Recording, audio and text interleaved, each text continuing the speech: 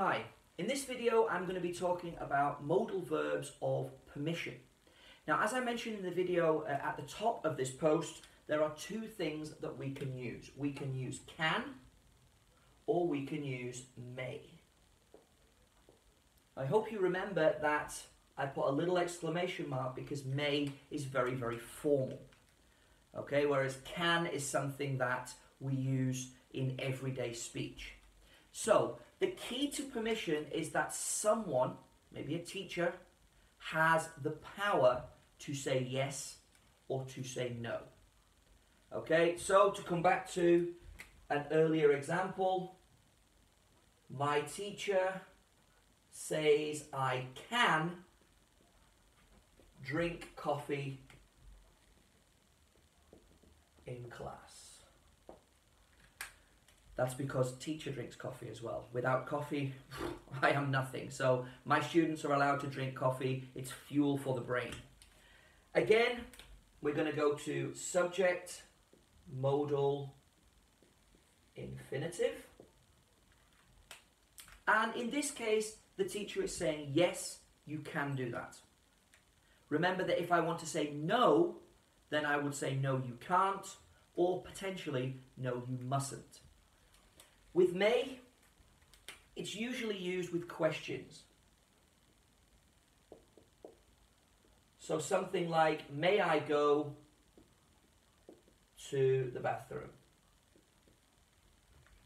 And here we've got our modal, our subject, and our infinitive. But remember that because it's a question, we've changed the modal and the subject around.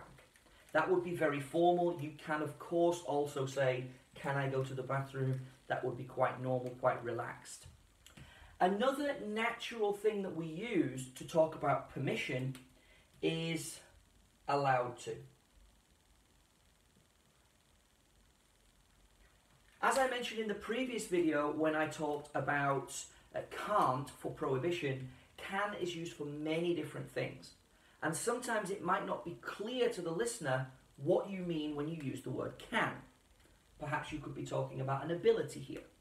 So English people will often use, add that, be allowed to.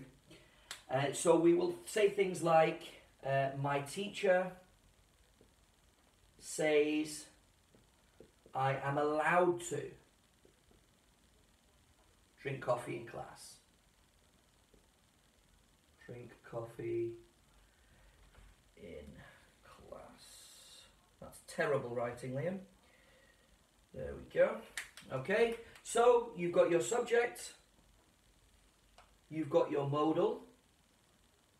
Notice that we've actually got three words in our modal verb this time. Be allowed to, I am allowed to, he is allowed to, she is allowed to, they are allowed to, and so on. And then again, as usual, we've got our infinitive.